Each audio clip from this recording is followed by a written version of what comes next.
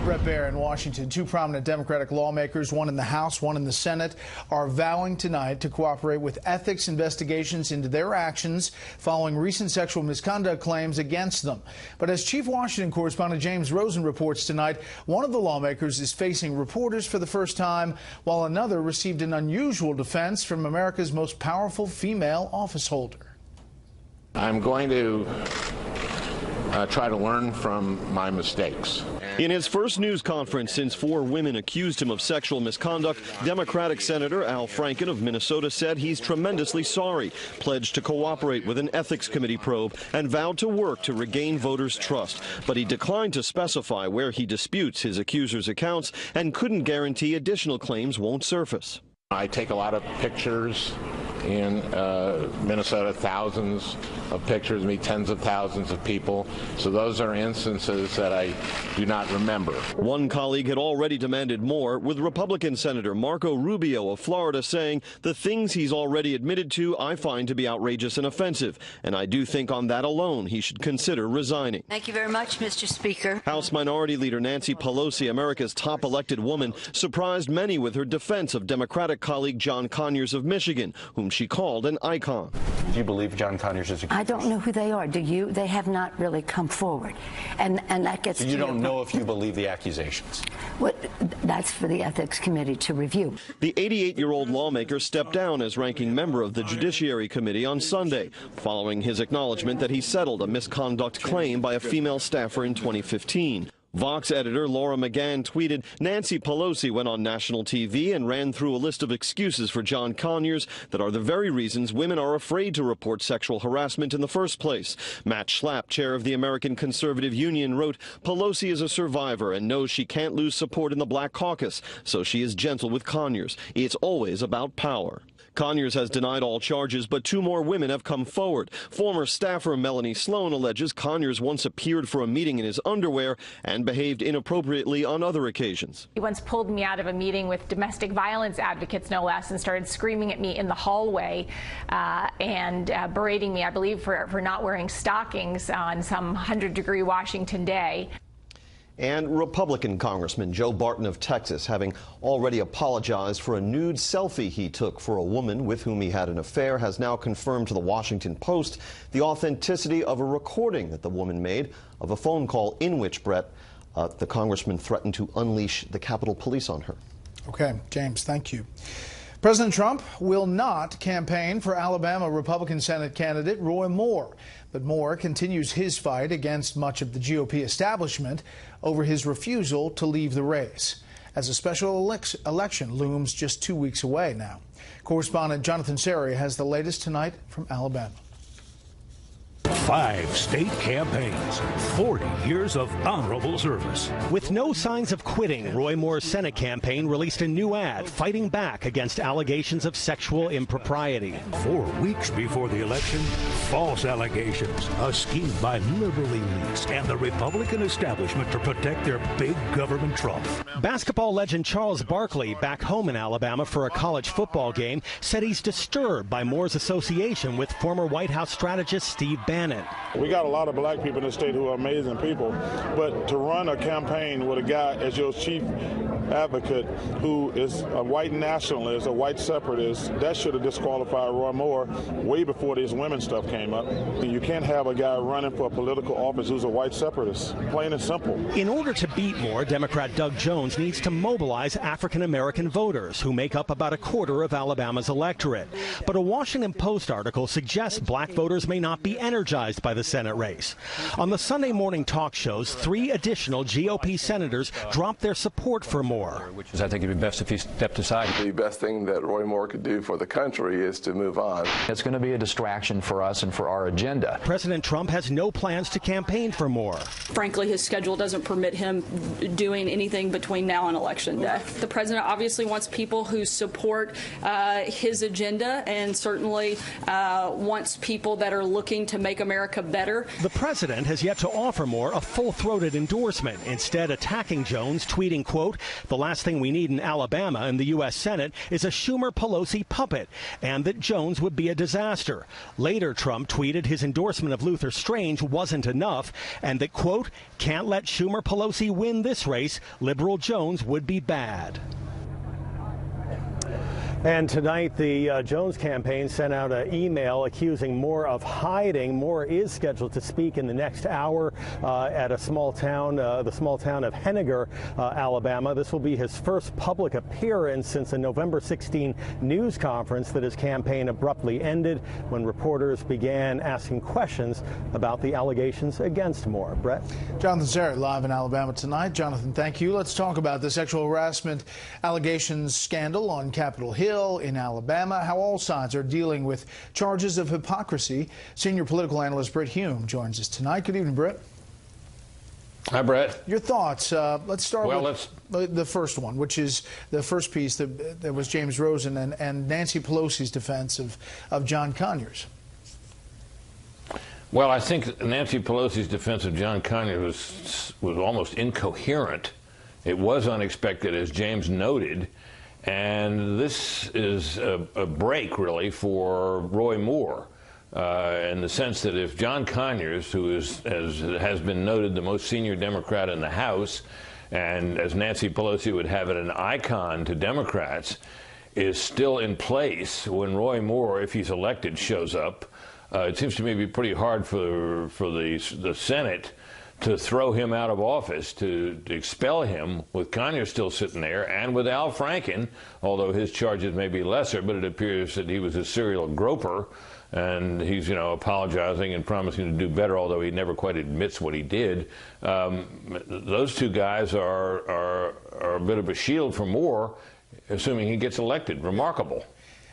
Let's talk about that Franken appearance today. You point to what a lot of the reporters noted, which was never really got to agreeing with the characterizations of the actual allegations. Yeah, it's a very peculiar thing to be apologizing and talking about, mistakes without ever quite acknowledging the nature of the mistakes. I mean, what he's been accused of doing is pretty straightforward, that he was a fanny pincher and a groper, and that this happened many times, and he was, kind of in the habit of doing this. And he talks about, I take a lot of pictures, and, I guess in one interview over the weekend he talked about how, a lot of things can happen in crowded situations, he said. He won't ever really quite come out and say that he did these things or that he remembers doing them. So it's an interesting situation. He comes out, he answers questions up to a point, and apologizes without ever quite admitting the wrongdoing. It's an unusual approach. I don't recall seeing it before. Yeah. What about, finally, the White House saying that the president's not going to campaign for Roy Moore? He's going to essentially say that I need that vote for tax reform and other things, but not really head down there and campaign for him. Well, that's right. He's saying he's not going to campaign for him in Alabama. But he's out there attacking Doug Jones regularly and making it clear that he doesn't want Doug Jones in the Senate. Well, that can only mean one thing. Don't vote for Doug Jones. Vote for the other guy. So, he's supporting Roy Moore one way or another, even though he may not be, giving him a full-throated endorsement or going to Alabama to campaign for him. Trump voters in Alabama will be under no illusion about who Trump would prefer to see, and that's pretty clearly Roy Moore. So he's kind of campaigning for him from a distance, but unmistakably. Yeah. Brett, as always, thank you. Thank you, Brett. Just who is really running the government agency that regulates the U.S. financial industry really depends on whom you believe tonight. The President and the Justice Department say it's Budget Director Mick Mulvaney, who has been no fan of that agency since its inception. Democrats say Deputy Director Leandra English, appointed by the outgoing director, is now the acting chief until a successor is confirmed by the U.S. Senate. Correspondent Kristen Fisher is at the White House tonight to sort all this out for us. Good evening, Kristen. Hey, Brett. Well, these two dueling directors have been battling for control all day long, using tweets, emails, lawsuits, even donuts as weapons. It's a power struggle that would make an episode of The Apprentice seem tame. White House Budget Director Mick Mulvaney named acting director of the Consumer Financial Protection Bureau on Friday by President Trump versus Leandra English, named to the same post by the agency's outgoing Obama-era director, Richard Cordray. Come Monday morning, no one knew who was really in charge of the nation's top consumer financial watchdog agency. Mulvaney's team fired off the first shot with this picture of him before 8 a.m., sitting in the director's office, already hard at work as acting director at CFPB. He later said, "My name's on the door now." But just minutes later, English sent an email to staff saying she was in charge. It was signed acting director. That prompted Mulvaney to send out his own email, instructing staffers to please disregard any instructions you receive from Miss English in her presumed capacity as acting director, adding, please stop by the 4th floor to say hello and grab a donut. An empty donut box, an olive branch to the staffers of an agency Mulvaney once voted to get rid of when he was in Congress and called a joke less than a year ago. Do you still believe that CFPB is a sad, sick joke? Yes, sir, I do. Today, Mulvaney said he'd still get rid of it if he could, even as he tries to lead it. Other agencies can probably do this job just as, or if not more effectively. English is now suing the Trump administration, but today the White House press secretary said the takeover is already complete. Director Mulvaney has taken charge of that agency, and he has the full cooperation of the staff. The CFPB was established by former President Barack Obama as part of the Dodd-Frank reforms in the wake of the 2008 financial crisis. The Consumer Financial Protection Bureau will be a watchdog for the American consumer. By his side, Senator Elizabeth Warren, who's become one of the CFPB's biggest champions. This afternoon, she met with English on Capitol Hill. She was also clearly on the president's radar at an event to honor Native American war heroes. We have a representative in Congress who they say was here a long time ago. They call her Pocahontas. Warren called it offensive. It is deeply unfortunate that the President of the United States cannot even make it through a ceremony honoring these heroes without having to throw out a racial slur. To which the White House press secretary said, I think what most people find offensive is Senator Warren lying about her heritage to advance her career. All of this happening on a day when tax reform should be front and center. After meeting with members of the Senate Finance Committee, President Trump remained confident that he'd be able to keep his promise to the American people and give them tax cuts in time for Christmas. I think the tax bill is going very well. We had a meeting on it today. It's going to be a tremendous tax cut, the biggest in the history of our country. And moments ago, a district court judge gave government attorneys a deadline, gave them until tonight to file their opposition to English's lawsuit. As for English's future at the CFPB, well, tonight those same government attorneys would give no assurances, Brett. That's a lot for the Monday after Thanksgiving. Kristen Fisher, live on the North Lawn. Kristen, thank you. President Trump says there will be some changes coming in the Republican tax reform bill. Congress returns for its final session of the year with that item #1 on the agenda. Chief Congressional Correspondent Mike Emanuel brings us up to date tonight from Capitol Hill. Key Republican members of the Senate Finance Committee started a critical week for tax reform at the White House. There is growing momentum for this, and I am confident that we're going to get this done soon, get it to the president's desk. President Trump sounded upbeat as well. I think it's going to benefit everybody. It's going to mostly benefit people looking for jobs more than anything else because we're giving great incentives. A positive development came from Kentucky Senator Rand Paul. Quote, I've fought for and received major changes for the better, and I plan to vote for this bill as it stands right now. Senator Paul also encouraged his Republican colleagues to get on board. Some senators to watch as GOP leaders work on getting 50 yes votes: Susan Collins, Bob Corker, Steve Daines, Jeff Flake, Ron Johnson, and John McCain. Republicans say there is pressure to deliver. I can't imagine we're not going to support this at the end. As a whole, and as the Senate, we have got to get this done for the nation. We feel like all senators are looking to try to get to yes on the Republican side. We're obviously disappointed that we don't have Democrat members looking to provide tax relief for middle-income families and for corporate relief so we can bring jobs back into this country. That's probably our biggest obstacle. Analysis from the Congressional Budget Office says the Senate plan would lead to, quote, an increase in the deficit of $1,414 billion over the next 10 years. The Senate budget allowed for $1.5 trillion, so there is some wiggle room for modifications. The CBO says the Senate plan would make lower-income Americans worse off, mainly because they would get less government assistance for health care. Tax breaks for the wealthiest people in America and the biggest corporations. Meanwhile, the tax breaks for working families, half of them will see a tax increase, half a tax break. But the tax breaks for the wealthiest people are permanent. Finance Chairman Orrin Hatch couldn't contain his irritation with Democrats. I just hope that they will get off their duffs and start working with us rather than just voting in block against everything we try and come up with.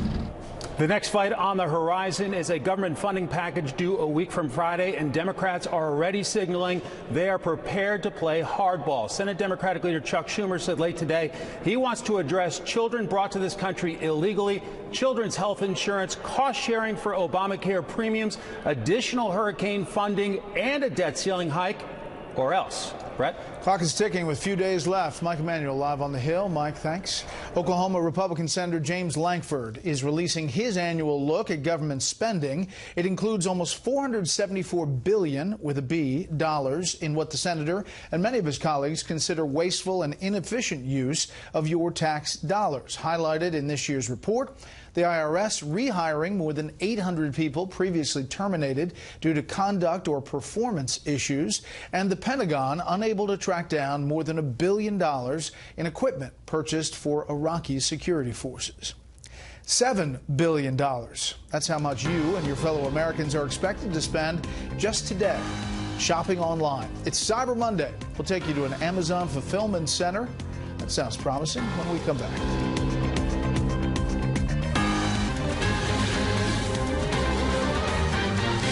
Stocks were mixed today on Wall Street. The Dow gained 23, the S&P 500 fell 1, the Nasdaq dropped 11. If you are like most Americans, you've probably spent some time today buying holiday gifts online.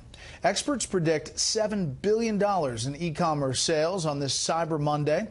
Deirdre Bolton of Fox Business Network has details from an Amazon fulfillment center in New Jersey. Cyber Monday, it's going to be a busy day.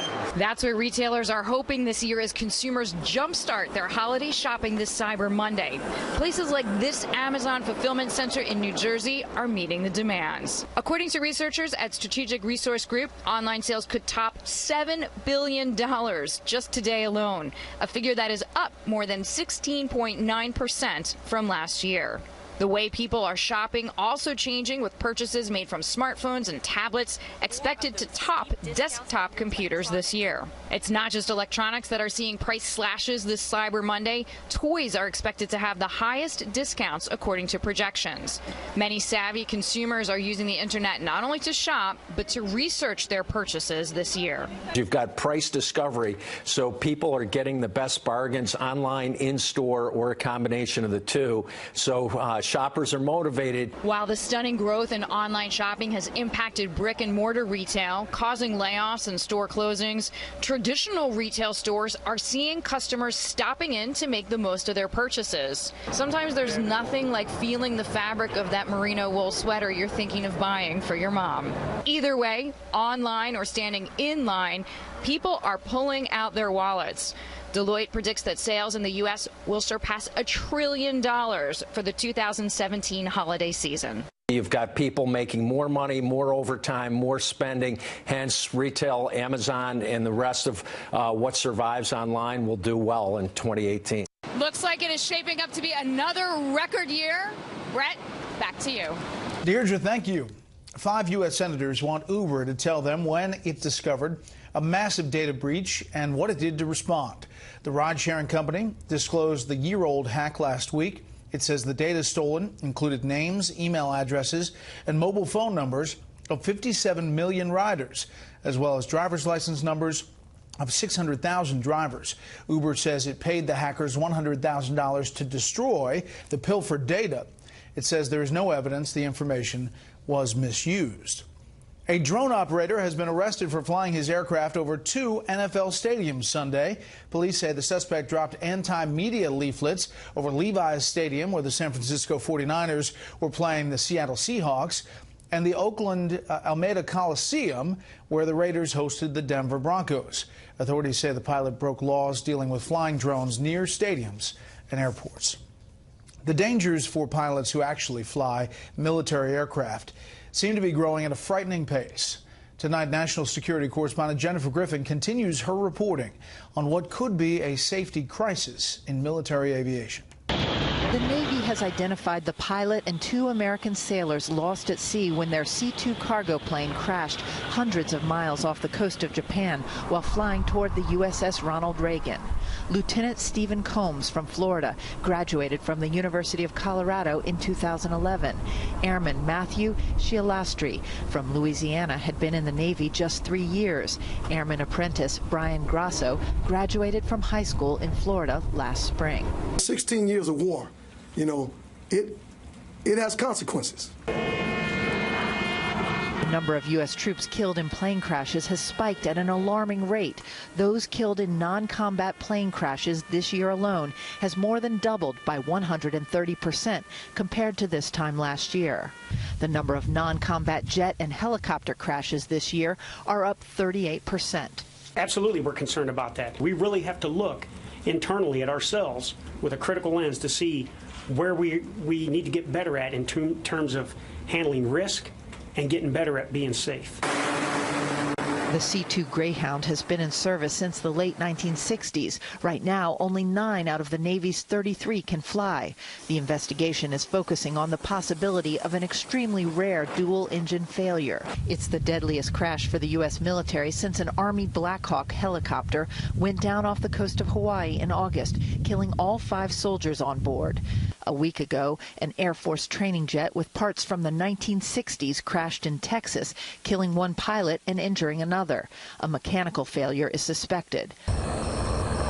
Over the summer, a Marine Corps transport plane crashed in the Mississippi Delta, killing all 16 on board. Less than a month later, a Marine V-22 Osprey crashed off Australia, killing 3 Marines. Congress has called for a $26 billion increase in defense spending to rebuild the military and to fix these airplanes. Brett? Jennifer Griffin at the Pentagon. Jennifer, thank you. Up next, why the FBI did not notify American officials that Russians were trying to hack into their personal email accounts. First, what some other Fox affiliates around the country are covering tonight. Fox 13 in Tampa, as residents of Lakeland are told to stay indoors following a train derailment involving hazardous materials. It happened earlier today. CSX confirms 9 cars derailed. 4 of them contained molten sulfur, which is used to make rubber, detergent, and fertilizers. Fox 7 in Austin, Texas, reporting on the shortage of Christmas trees there. It's said to be hitting the entire country, actually. The reason, a lack of planting during the recession when many farmers were forced out of business. Since it takes 10 to 15 years for the trees to grow, the shortage is just beginning to be felt, we're told.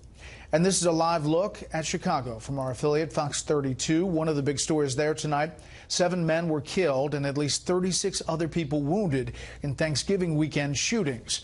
Those numbers are down from last year when 68 were shot and 8 died in Chicago. That's tonight's live look outside the Beltway from Special Report. We'll be right back.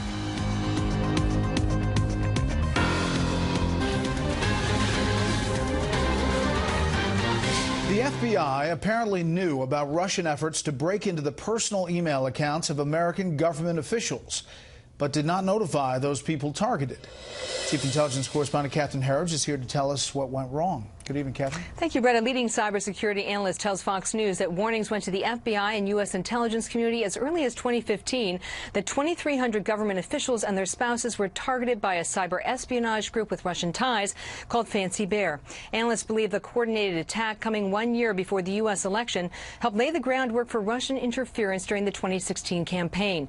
The breach of Yahoo and Gmail accounts was then used to take over victims' mobile phones and also hijack their contacts. A former intelligence official says he's been singled out by Chinese and Russian hackers. My spam started to get really creepy with people targeting me by name and people targeting me and my employees. It got so creepy I decided I needed to notify the FBI. I believe it's very unusual that the FBI nowadays notifies people, although it's clearly their responsibility to do. They're just overwhelmed. The FBI responded to allegations first reported by the Associated Press that it failed to notify government officials. Given the high volume of threats, a spokeswoman said the FBI does what it can to tell individuals and organizations to guard against persistent cyber criminals. Tonight, we were also working to confirm that the lawyer for President Trump's former national security advisor met with the special counsel this morning. This photo shows Robert Mueller's office in downtown D.C. Flynn's legal team is no longer sharing information with the president's lawyers and others. That could indicate he is close to cooperating or cutting a deal. A source close to the president's legal team believes Flynn's greatest exposure is on his work for Turkey, and this work does not touch the president or Russia. Brett. Catherine, thank you. You're welcome. Israel's military is deploying its Iron Dome rocket defense system aboard a ship for the first time. The announcement comes after the military said it successfully tested the system in an exercise where projectiles simulating existing threats in the region were intercepted. Land-based Iron Dome rockets have intercepted hundreds of projectiles fired by Hamas and other Palestinian groups at Israeli towns since 2014. Now to the political turmoil in much of Europe. Senior Foreign Affairs correspondent Greg Palcott in London tonight takes a look at growing political uncertainty all over the continent. Many corners of Europe are feeling a bit unsettled these days. The continent's biggest player, Germany, still without a government. After failing to make a post-election coalition deal with two smaller parties, conservative Chancellor Angela Merkel now says she will try to form a pact with the biggest center-left grouping. The talks will be based on our government's program, but we are also aware of the fact that compromises are part of negotiations. Which could mean Merkel might have to compromise her new hard line towards immigration. The influx of immigrants in 2015 is unpopular there. And in Ireland, borders are the basis of another Euro crisis. How to handle the crossing between Northern Ireland and Ireland once the UK exits the European Union. We want to ensure that movement of people and trade across that border can carry on as now, and that we don't create any new barriers to trade or the movement of people across that border. Complicating these discussions, instability in the Irish government that might force a snap election, and a challenge to the UK government of Prime Minister May by hardline Brexit advocates. The planned severing of EU ties has already resulted in the loss of some 1,000 jobs, when two EU agencies said they would leave London. Finally, Italy is now coping with another threat, which has faced other European countries. With crucial elections next year, it is calling on social media firms to police against possible Russian meddling in the campaign. Observers note that Moscow's moves are in part due to strong EU sanctions against Russia for its intervention in Ukraine. The Russians are doing their best in working in countries like Italy and others to try and undermine support for those sanctions. Still, EU expert Charles Grant says that a strong European economy should help the continent overcome most of these challenges. Good news for the U.S., which needs a solid partner in Europe. Brett. Greg Palcott in London. Greg, thanks. Up next, Congress gets back to work with the clock ticking on tax reform and a possible government shutdown. First, beyond our borders tonight, Pope Francis met with the military chief of Burma. Today, they reportedly talked about the crisis over Burma's crackdown on Rohingya Muslims. More than 600,000 of them have fled to Bangladesh amid what the government has called a clearance operation, but others have termed ethnic cleansing. Indonesian authorities have ordered 100,000 people to flee from an erupting volcano on Bali. Video shows a mud flow of volcanic debris and water moving down the volcano's slopes. The evacuation order affects 22 villages in that area. Bali's airport closed because of ash in its airspace. And now it's official. Prince Harry will marry American actress Meghan Markle in the spring. The two made a brief appearance today before photographers at Kensington Palace. Palace officials say they became engaged in London earlier this month. Congratulations. Just some of the other stories beyond our borders tonight. We'll be right back.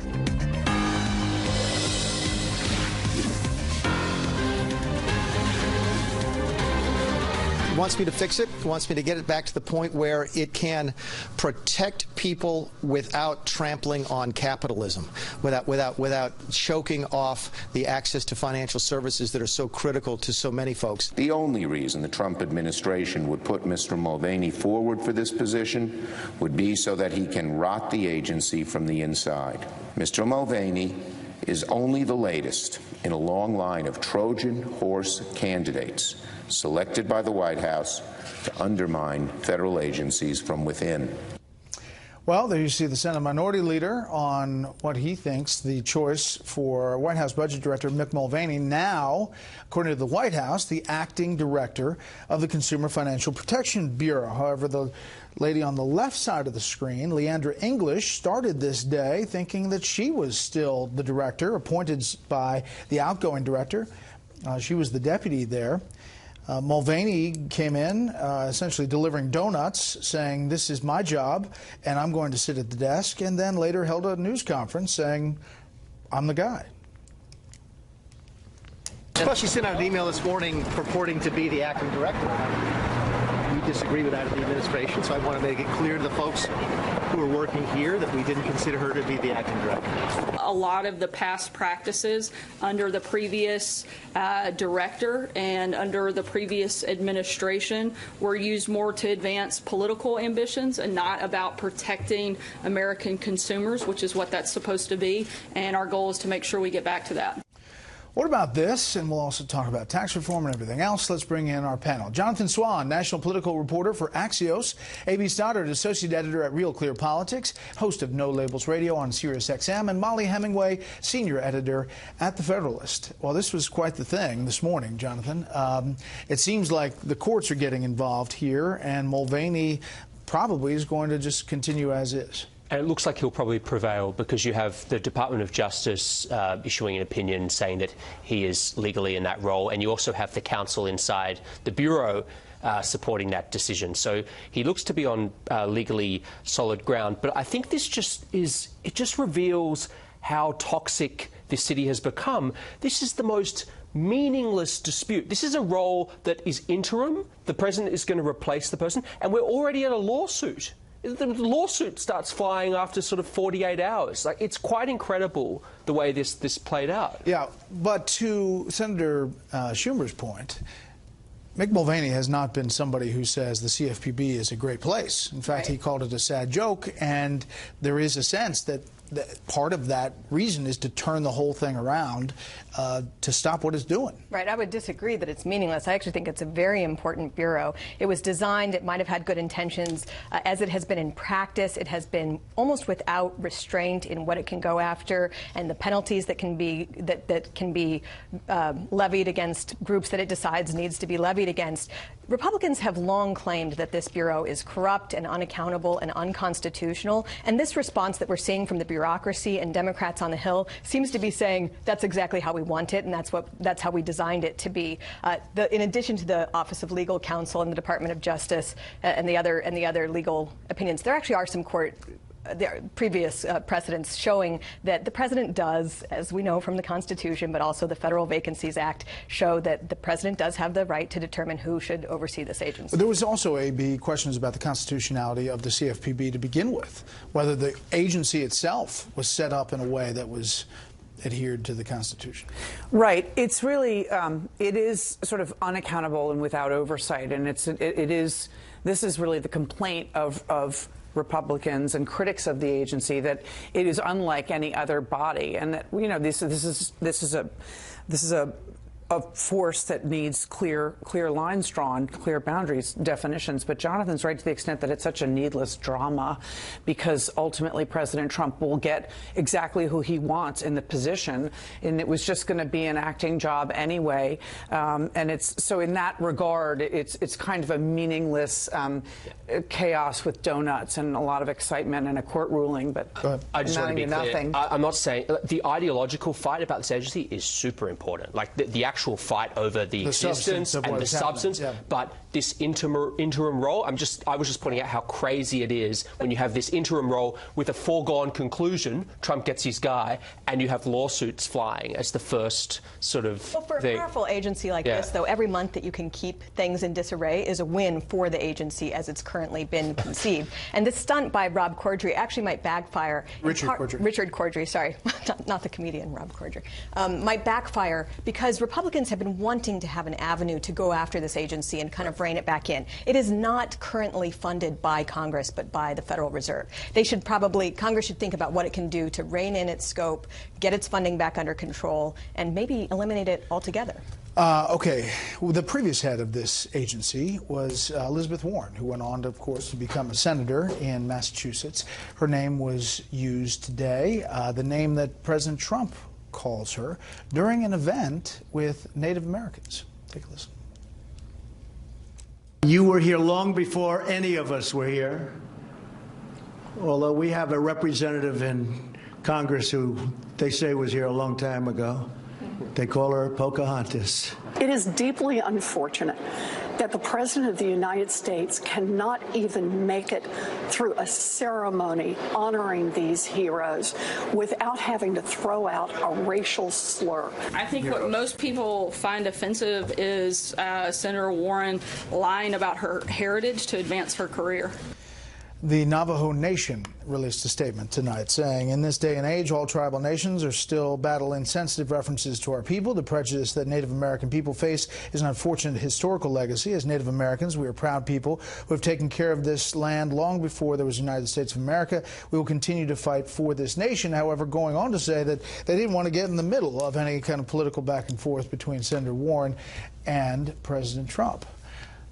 This got a lot of coverage today, like a lot of coverage, and obviously the president knew that that was going to happen. Yeah, he can't help himself, and obviously I'm not going to add to the commentary about that there's been a lot of hand-wringing over this, and perhaps it's justified.